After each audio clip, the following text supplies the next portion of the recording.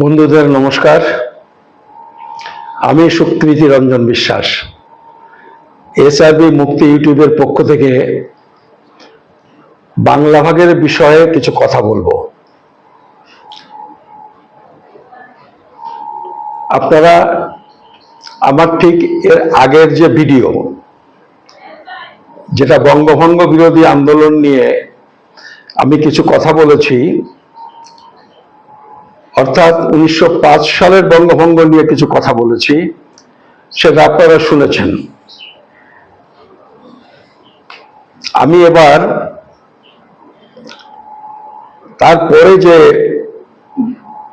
বাংলা ভাগ হলো 1947 সালে, সেই 47 সালে বাংলা ভাগ কেন হলো,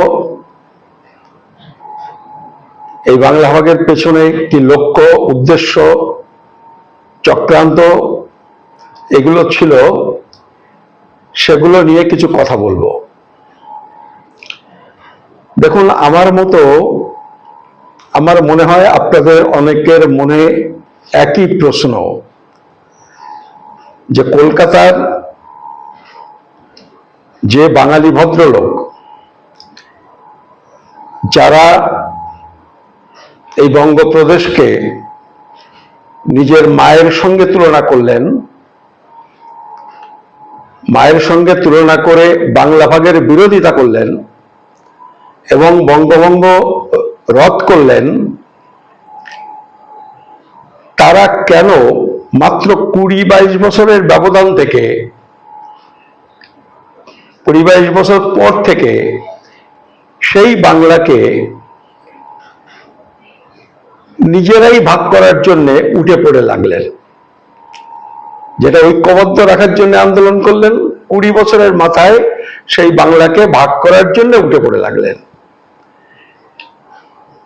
এবং একটা দল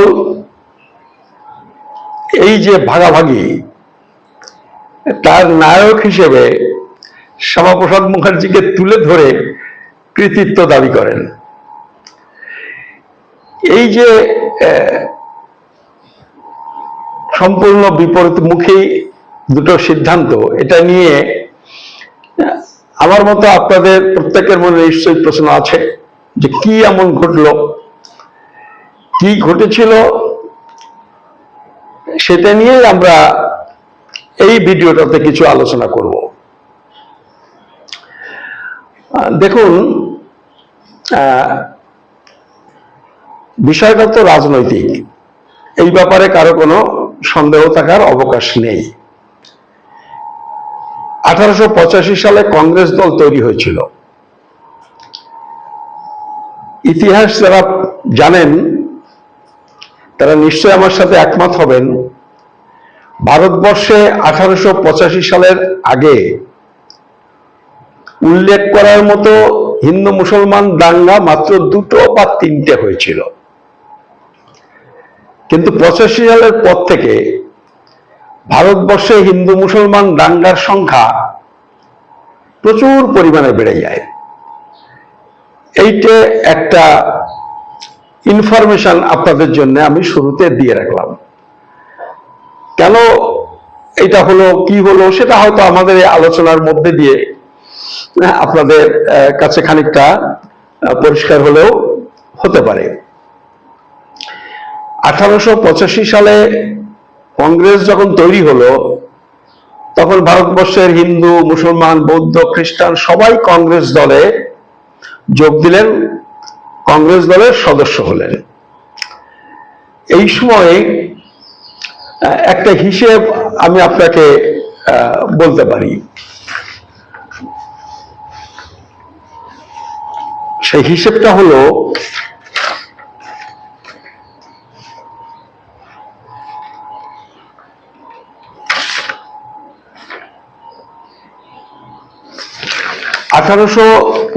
সাল থেকে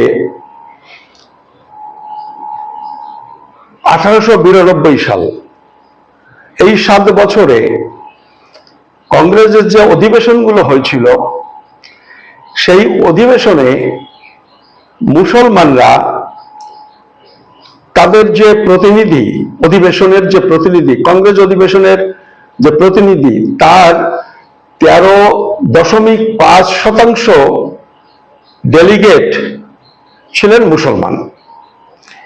13.5% ডেলিগেট মুসলমান। এইটা আমরা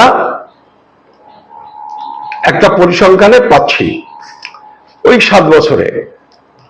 তারপরে দেখুন 1893 সাল থেকে 1906 সাল পর্যন্ত, মানে ঠিক তার পরের, ওটা 92, এটা 93 থেকে 1906, তার মানে হলো 1893 থেকে 1906, এখানে 7 বছর আর ওই 6 বছর, 13 বছর। এই 13 বছরে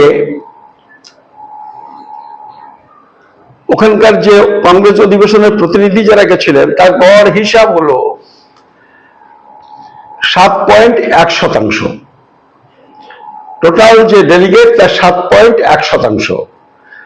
তাহলে আগে ছিল 13.5, তার থেকে হয়ে গেল 7.1, মানে ঠিক প্রায় অর্ধেক হয়ে গেল। কেন?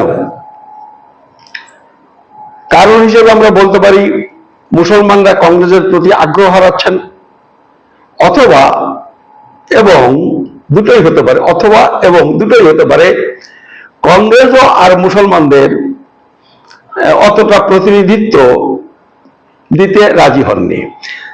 এর যে কোনো একটা হবে, যে কারণে 13.5% থেকে 5-7 বছরের মধ্যে, 7-8 বছরের মধ্যে কংগ্রেসের অধিবেশনের মুসলমানের সংখ্যা হয়ে গেল অর্ধেক, 7.1%। এই যে অর্ধেক হয়ে গেল, তার মানে হলো মুসলমানরা অনুভব করছেন যে কংগ্রেস পার্টি তাদের যে আশা আকাঙ্ক্ষা, দাবি, ইচ্ছা, এইগুলো পূরণ করতে চায় না বা পূরণ করতে সক্ষম নয়। ফলে এরকম মানসিকতা হলে যেটা হয় সেটাই ঘটলো। 1906 সালে মুসলিম লীগের জন্ম হলো।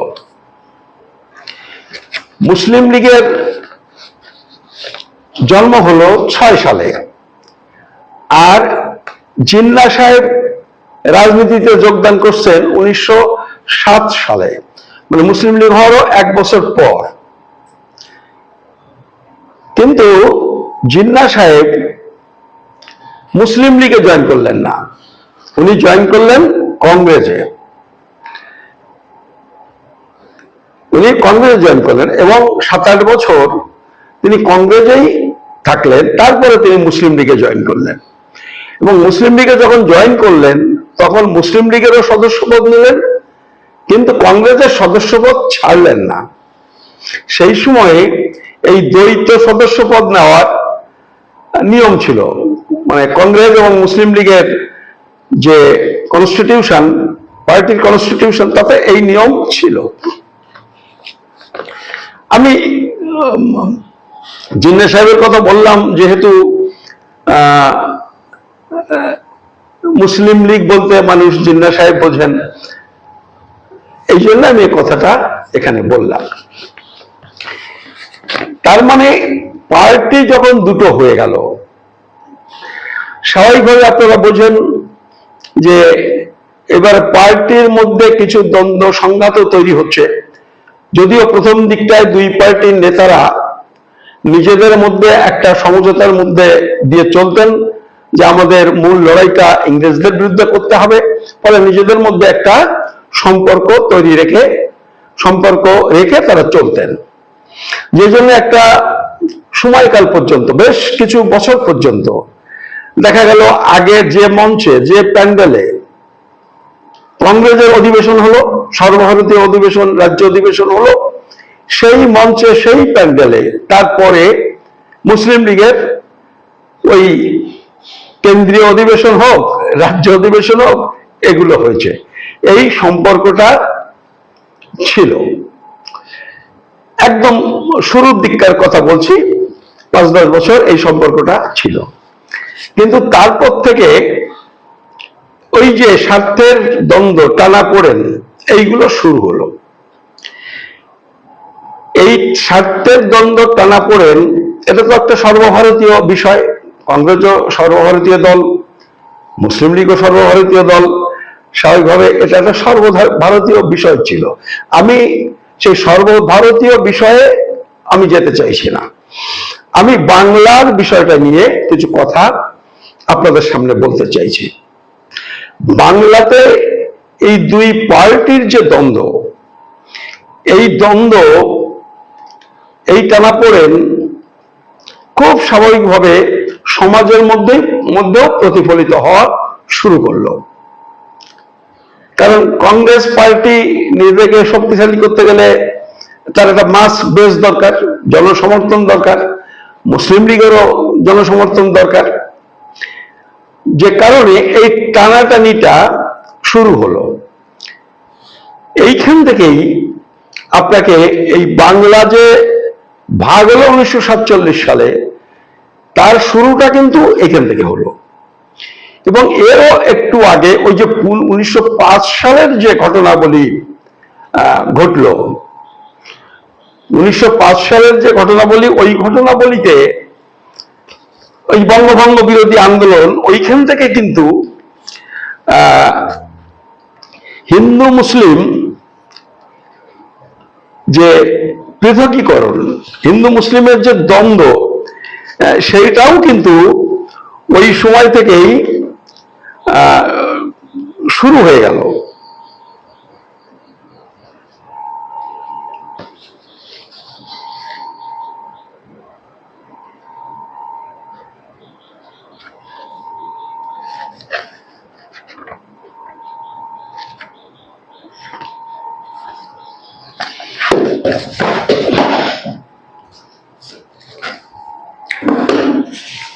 এবং এইটার পরিণতিতে ধীরে ধীরে গিয়ে কিন্তু ওই 47 সালের বাংলা ভাগ হলো। এবার এই যে দ্বন্দ্ব সংঘাত যখন শুরু হচ্ছে, এইটা আবার নিরসন করার জন্য সেই সময়কার নেতৃবৃন্দ একটা চেষ্টা করেছিলেন। আমরা আজ পর্যন্ত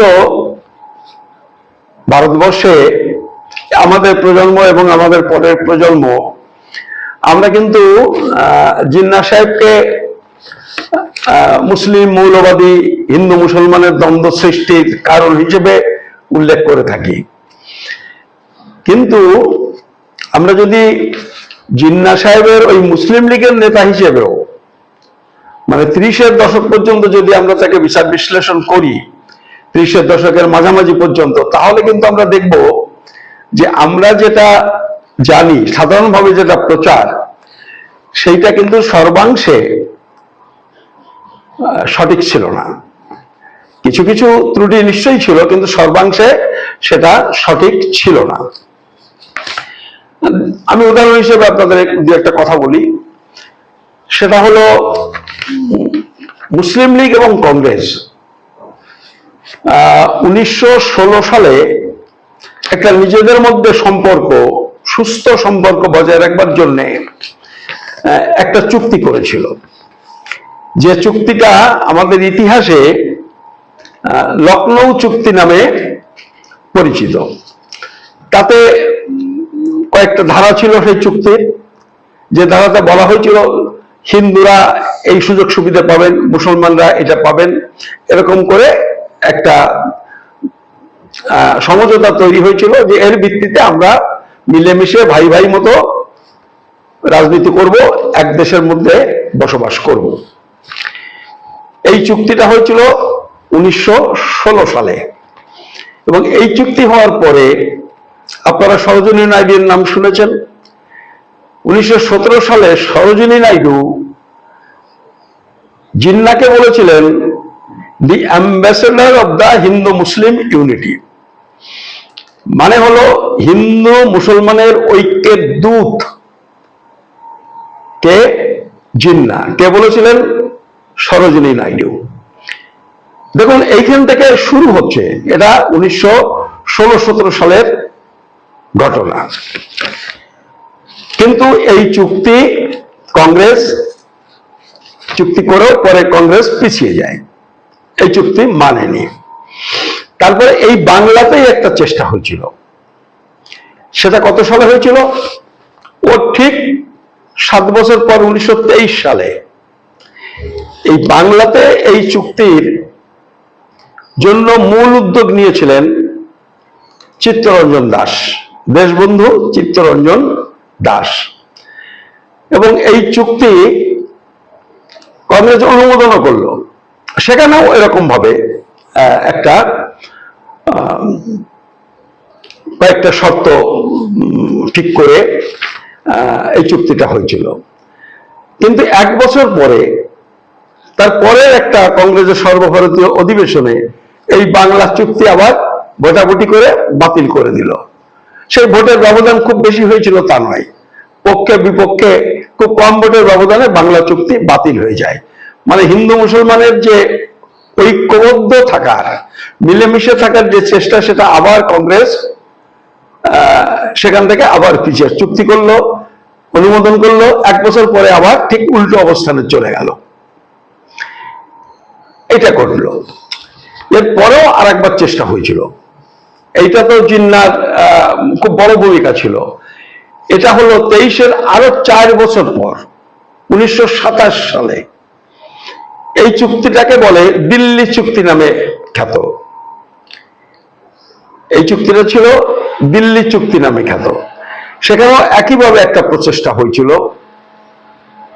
এবং চুক্তি স্বাক্ষরিত হলো। কংগ্রেস আবার তার থেকে পিছিয়ে গেল।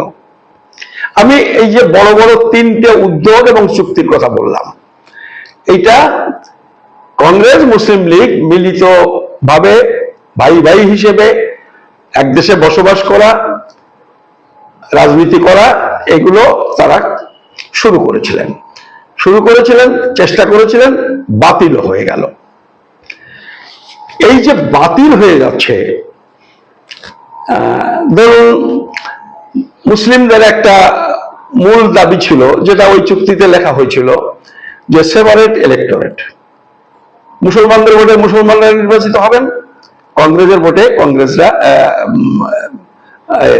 হিন্দুদের ভোটে হিন্দুরা নির্বাচিত হবেন, শিখদের ভোটে শিখরা নির্বাচিত হবেন।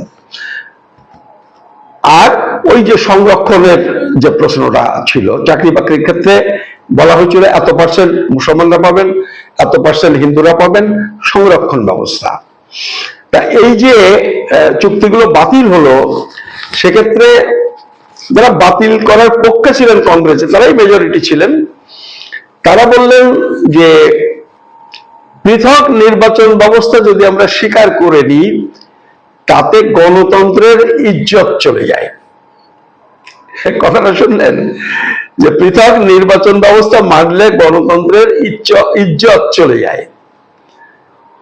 আর এই সংরক্ষণ ব্যবস্থা যদি মেনে নেওয়া হয়, তাহলে প্রশাসনের দক্ষতার মান কমে যায়।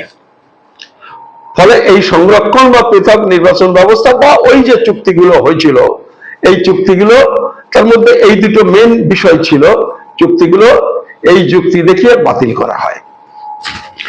এখন আপনারা জানেন যে পরে 1935 সালে কিন্তু সেই পৃথক নির্বাচন ব্যবস্থাই শেষ পর্যন্ত কংগ্রেস মেনে নেয়, যার ভিত্তিতে 1937 সালে নির্বাচন হয়, যার ভিত্তিতে 1946 সালের নির্বাচন হয়। মানে ব্রিটিশ পূর্ব নির্বাচন ওই পৃথক নির্বাচনের ভিত্তিতেই হয়েছিল, কংগ্রেস মেনে নিয়েছিল। কিন্তু দেখেন কতটা জল ঘোলা করলো, সম্পর্ক কিভাবে এর মধ্যে বিষিয়ে ফেললো, কিভাবে বিষিয়ে ফেললো, তারপরে মেনে নিল। মানে এই যে বিষিয়ে ফেলার যে বিষয়টা, মানে আজকের বিজেপিকে দেখলে আমরা সেটা বুঝতে পারি। এই আজকের বিজেপির যে ভূমিকা, ঠিক এই ভূমিকাটা ওই 47-এর আগের 15-20 বছর কিন্তু এখানকার কংগ্রেস কম বেশি একই রকম ভূমিকা পালন করেছিলেন। তারা এইভাবে সম্পর্কটা বিষিয়ে মেরুকরণটা করেছিলেন। তো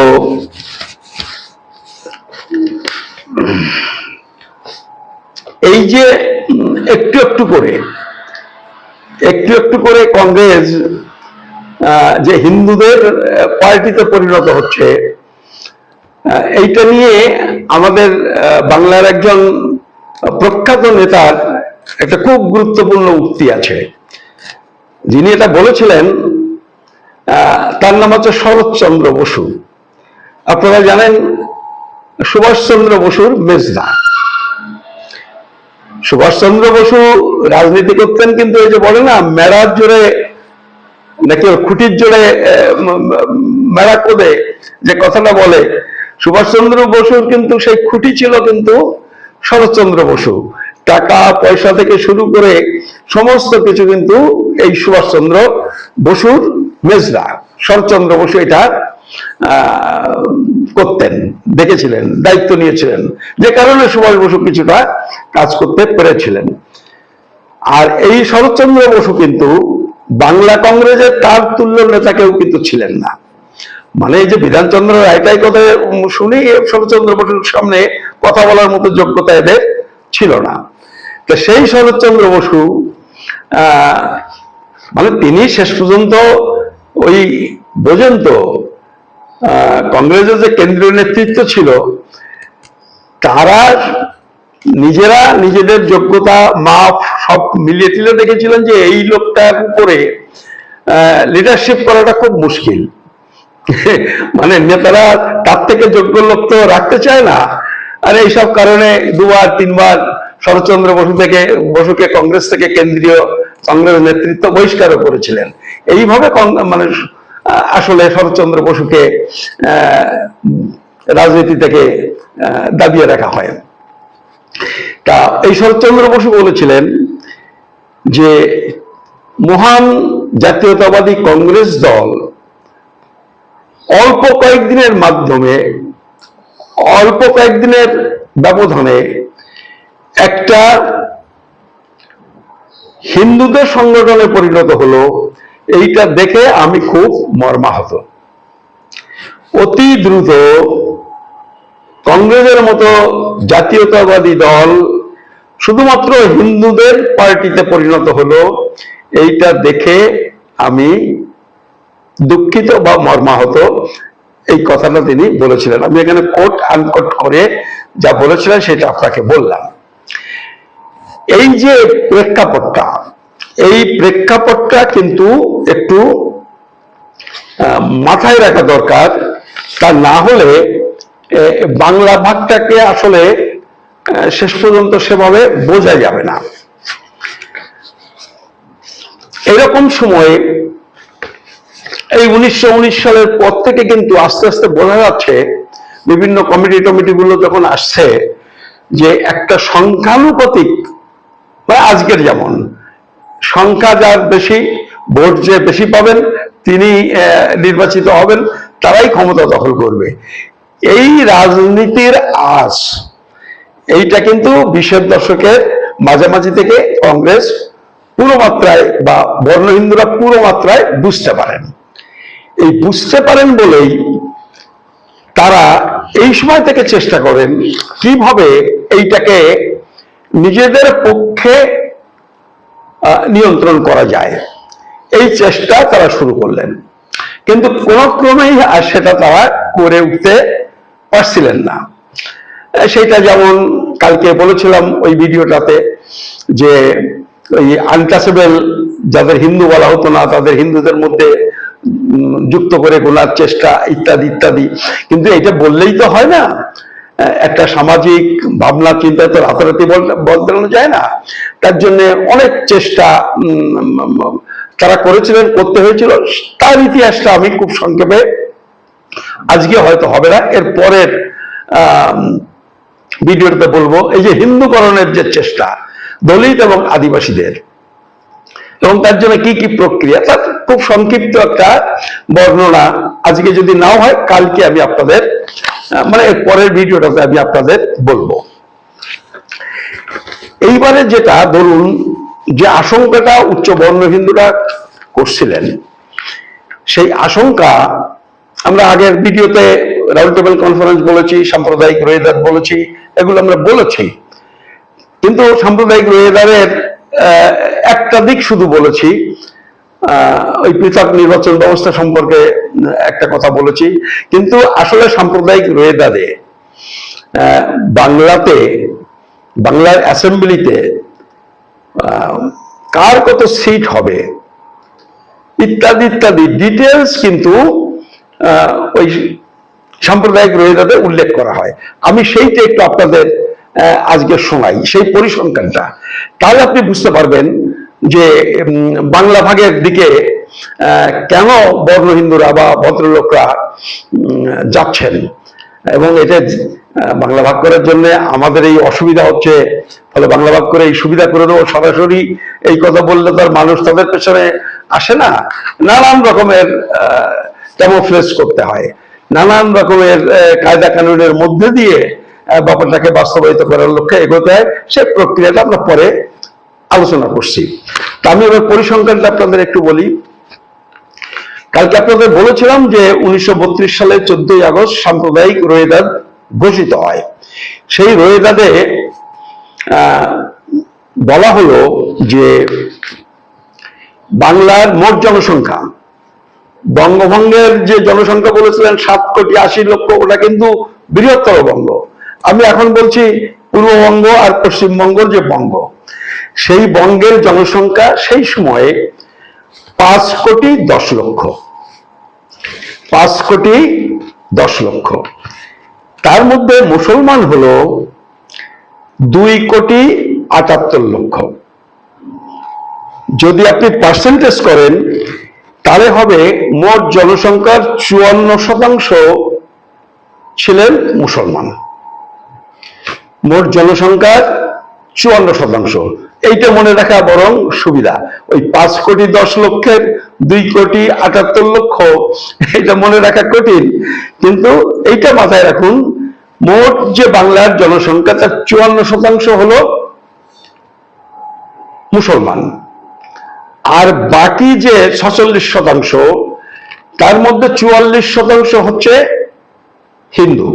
হিন্দু মানে অস্পৃশ্যদের একসাথে জুড়ে হিন্দু, দলিত উচ্চবর্ণ মিলিয়ে হচ্ছে 44%। আর 2%, এই 2% মানুষ ছিলেন অন্যান্য, বাঙালি নয়, অন্যান্য মানুষ বা খ্রিস্টান, বৌদ্ধ, সব মিলিয়ে আর 2% মানুষ। তাহলে 54 মুসলমান, 44 হিন্দু। এখন এইরকম একটা দেশে এইবারে যদি নির্বাচন হয়, স্বাভাবিকভাবে সে জায়গায় যারা 54% তারা ভাবছেন যে আমি ক্ষমতা দখল করতে পারবো, 44% যারা তারা মনে করছেন যে আমরা হেরে যাব। ফলে এই বিপদ থেকে উদ্ধার হওয়ার একটা ভাবনা চিন্তা তখন উচ্চবর্ণ হিন্দুরা শুরু করলেন এবং চেষ্টা করতে লাগলেন। এই জায়গায় আরেকটা পরিসংখ্যান একটুখানি নিয়ে নিন। সেটা হলো যে এই যে বাংলার যে হিন্দু, এই হিন্দুদের মধ্যে লথিয়ান কমিটি এবং ডক্টর আম্বেদকর বিভিন্ন পরিসংখ্যান বিশ্লেষণ করে বলেছেন যে হিন্দুদের মধ্যে বাংলার ক্ষেত্রে 60% হচ্ছে উচ্চবর্ণ হিন্দু বা হিন্দু আনটাচেবল বাদ দিয়ে যে হিন্দু, আর 40% হচ্ছে ওই অস্পৃশ্যদের মধ্যে পড়া হিন্দু, তার সঙ্গে আদিবাসী, এরা 40%। কিন্তু এই লথিয়ান কমিটির হিসেব বা আম্বেদকরের হিসেবটা এই জায়গায় মানা হয়নি। না মানা হয়ে এই জায়গায় একটা অন্য একটা জায়গা থেকে এই হিসেবটা করা হয়, সেটা নিয়ে একটা ডিসপুট আছে, আমি সেটাকে বাদ রাখছি। যেটা ধরে কাজ শুরু হয়েছিল সেই সময়, আমি সেইটাই শুধু আপনাদের বলি। তাতে বলা হলো এই যে হিন্দুদের মধ্যে 73% অস্পৃশ্য বাদে হিন্দু, আর অস্পৃশ্যরা হচ্ছে 27%। এইটা ধরেই স্বাধীনতা পর্যন্ত কাজকর্ম হয়। ফলে এই হিসেবটাই মাথায় রাখুন, কারচুপি করে হোক যেভাবে হোক, এই যে হিসেবটা সরকারিভাবে গৃহীত হয়েছিল, এইটাই হিসেব রাখুন। হিন্দুদের মধ্যে 73% হচ্ছে মানে উচ্চবর্ণ হিন্দু, 27% অস্পৃশ্য হিন্দু। এইটা একটা জনসংখ্যার হিসেব, যেটা 35 এই রাউন্ড টেবিল কনফারেন্সে এই সংখ্যা নিয়ে আলোচনা হয়েছিল। আলোচনা হয়ে ভারত শাসন আইনে কাকে কতটা দেওয়া হবে সেটা লিপিবদ্ধ হয়েছিল, এবং সেইটাই ওই সাম্প্রদায়িক রোহিঙ্গাদের ব্রিটিশ প্রধানমন্ত্রী ম্যাকডোনাল্ড ঘোষণা করলেন। কি ঘোষণা করলেন সেটা দেখুন। ব্রিটিশ প্রধানমন্ত্রী ঘোষণা করলেন বাংলায় যে অ্যাসেম্বলি হবে, সে অ্যাসেম্বলিটা এরপরের কিন্তু মনোনয়নের ভিত্তিতে হবে না, ওইটা নির্বাচনের ভিত্তিতে অ্যাসেম্বলির সদস্যরা নির্বাচিত হবেন পরবর্তীকালে যে নির্বাচনটা হবে। তা আগে সদস্য সংখ্যাটা বলছে যে অ্যাসেম্বলি হবে, তাতে মোট সংখ্যা হলো 250। তার মধ্যে হিন্দুদেরটা রিজার্ভ, হিন্দুদের ভোটে, মুসলমানদেরটা রিজার্ভ, মুসলমানদের ভোটে, এরকম ভাবে হলো। তাতে বলছে মোট সংখ্যা 250, তার মধ্যে মুসলমানের সংখ্যা হলো 119টা। মুসলমানরা রিজার্ভ সিট পাবেন 119টা, যেটা শুধু মুসলমানদের ভোটে নির্বাচিত হবে। সেখানে কংগ্রেস প্রতিদ্বন্দ্বিতা করতে পারে, কংগ্রেসের কোনো মুসলমান ক্যান্ডিডেট প্রতিদ্বন্দ্বিতা করতে পারে, কোনো সমস্যা নাই। কংগ্রেসের খ্রিস্টান এই কংগ্রেস মুসলিম লীগেরও মুসলমান প্রতিনিধি নির্বাচিত মানে প্রতিদ্বন্দ্বিতা করতে পারেন, যে কোনো দলের প্রতিদ্বন্দ্বিতা করতে পারবেন, কিন্তু তাদেরকে হতে হবে মুসলমান।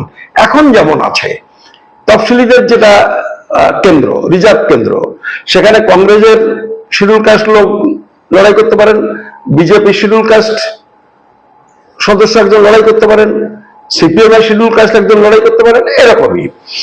ফলে মুসলমানদের দেওয়া হলো কটা? 119টা। 250টার মধ্যে 119টা, মানে 47.60%। মোট আসনের 47.60% পাবে মুসলমানরা।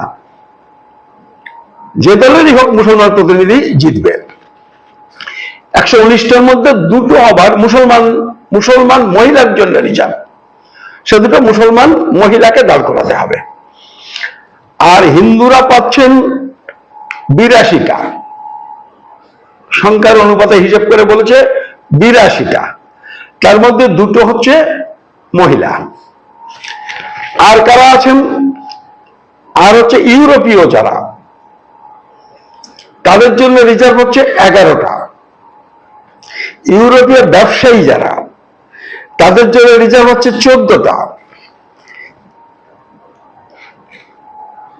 ভারতীয় ব্যবসায়ী যারা, তাদের জন্য রিজার্ভ হচ্ছে 5টা।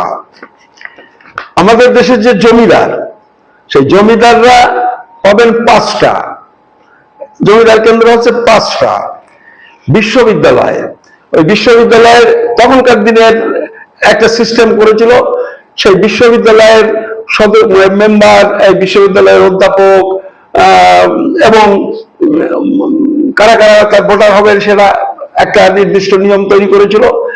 তাদের দ্বারা নির্বাচিত, মানে কলেজের বিশ্ববিদ্যালয়ের শিক্ষকরা নির্বাচিত করবেন বা তার পরিচালক মন্ডলী নির্বাচিত করবেন, এরকম ভাবে সেই সদস্য হবেন এমএলএ 2 জন বিশ্ববিদ্যালয়ের কোটায়।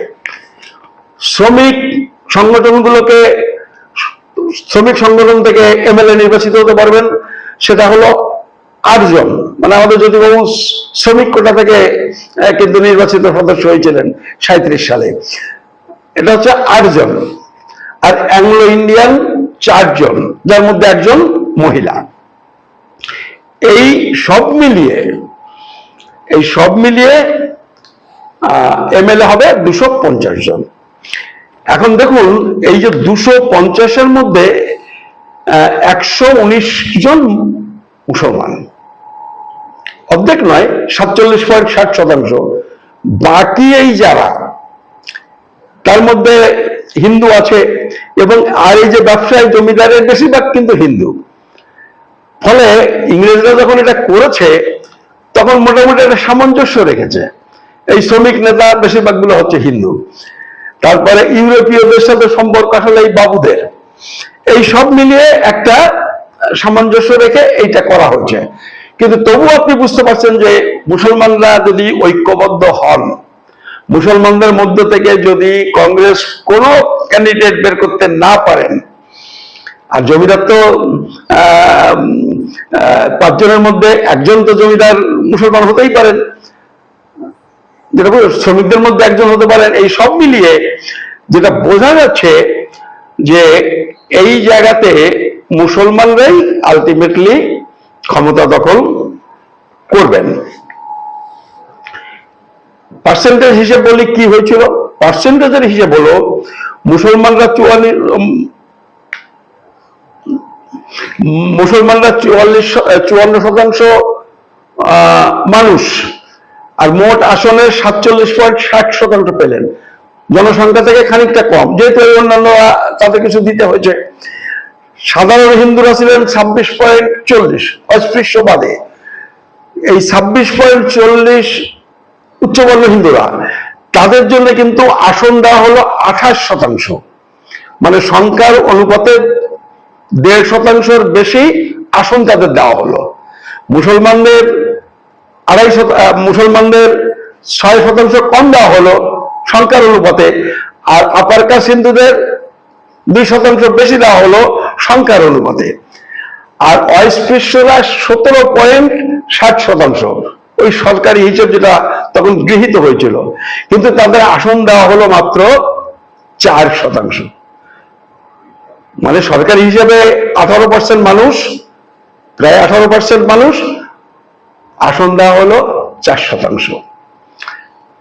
হিসেবটা বুঝুন, মুসলমানদের তাদের সংখ্যার অনুপাতে কম দেওয়া হলো, হিন্দুদের সংখ্যার উচ্চবর্ণ হিন্দুদের সংখ্যার অনুপাতে বেশি দেওয়া হলো, আর আনটাচেবল তাদের 18 ভাগ লোকের 4% মাত্র দেওয়া হলো।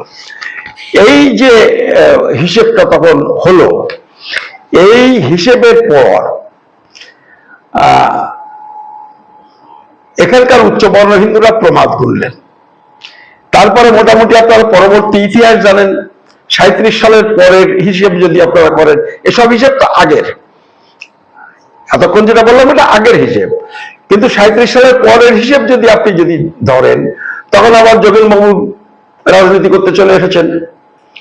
যোগেনবাবু মুসলিমদের সাথে একটা সম্পর্ক তৈরি করছেন।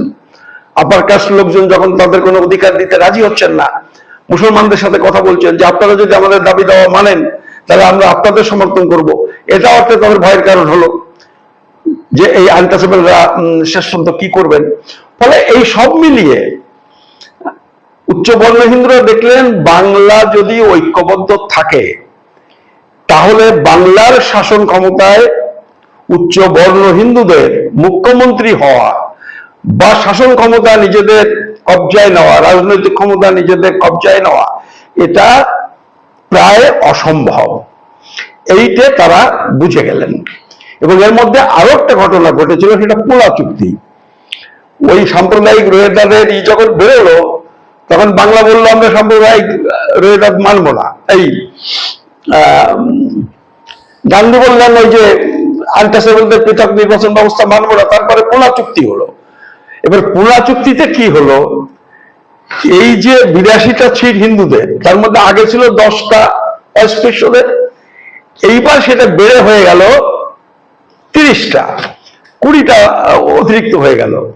এইটা আর একটা, যার জন্য বললো পোলা চুক্তি আমরা মানবো না। এই সব ঘটনা ছিল, এবং এইখান থেকে আনটাচেবলদের সাথে উচ্চবর্ণ হিন্দুদের একটা তিক্ততাও তৈরি হয়েছে যে আনটাচেবলদের ইংরেজরা একটু অধিকার দিচ্ছে।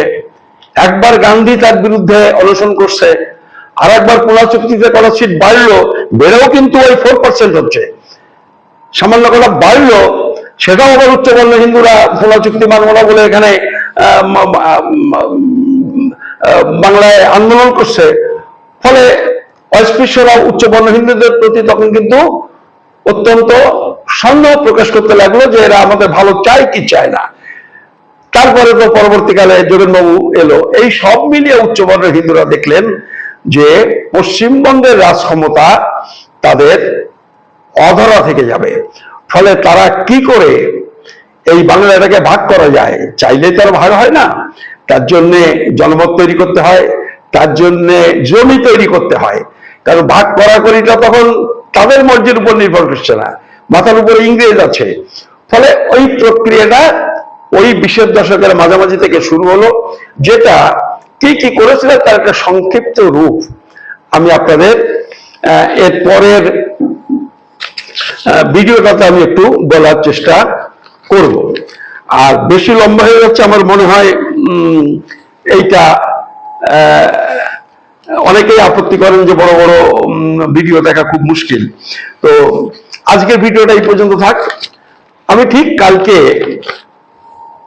এর পরের ওই যে প্রক্রিয়া তারা নিয়েছিল জনমত তৈরি করার, বাংলা ভাগের এই যে চক্রান্ত তারা করেছিল, সেটাকে বাস্তবায়িত করার জন্য কিভাবে করলো, এবং এটা করতে করতে যে 47 সালের দাঙ্গা, এবং সেই দাঙ্গাই আলটিমেটলি তাদের সব থেকে অ্যাডভান্টেজটা দিয়ে দিল, আর হিন্দু মুসলমান একসাথে থাকা যায় না ওই 46 সালের দাঙ্গাটাকে দেখিয়ে। সেসব ইতিহাসগুলো আমি আরো একটা বা দুটো ভিডিওতে আপনাদের পরে বলবার চেষ্টা করব। আজকে এই পর্যন্ত থাকুক। আপনাদের নমস্কার, ধন্যবাদ।